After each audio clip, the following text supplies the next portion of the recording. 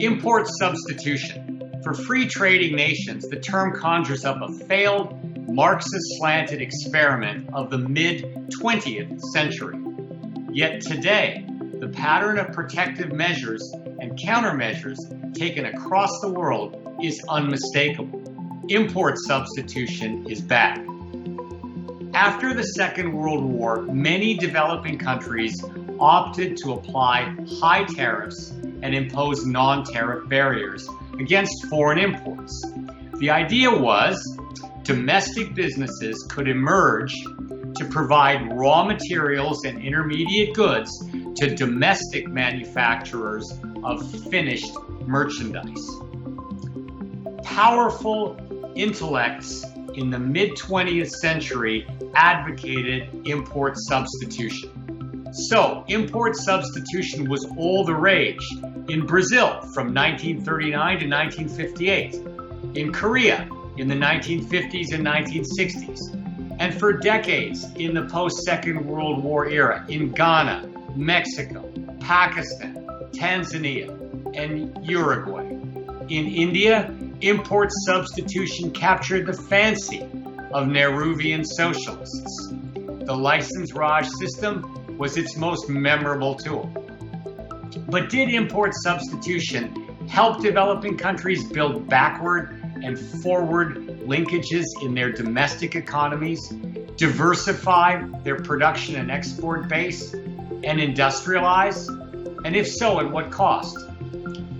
Adopters of import substitution learned the lesson that this policy had lost the competition to export orientation, thanks to the far better performances of the East Asian economies that opened their markets by slashing duties and non-tariff barriers. The 1991 reforms in India seemed to symbolize the end to the rage, the final death of import substitution, not only on the subcontinent, but also across Asia, Africa, and Latin America.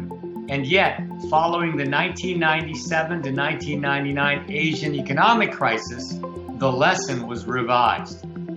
The Far East miracle was not built squarely on free trade. East Asian governments pursued strategic trade policies, championing certain sectors through at the border and behind the border protections and subsidies.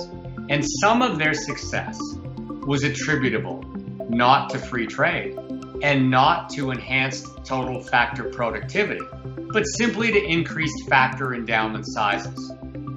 So the correct lesson about the post-1945 Indo-Pacific economic growth was that there's no such thing as free trade, except on the whiteboards of unreconstructed neoclassical economists. The lesson became that all cross-border trade in goods, and even more so services, is managed to one degree or another.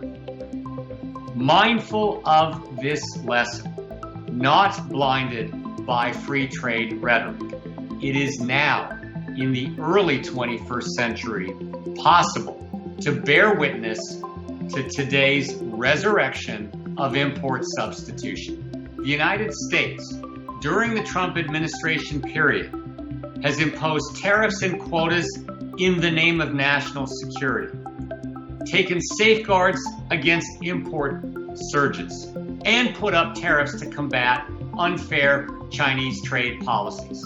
When we look at all such barriers, used in the way they have been, contemporaneously and in combination, when we take them all together, it is reasonable to infer that their intended consequence is to incentivize import substitution.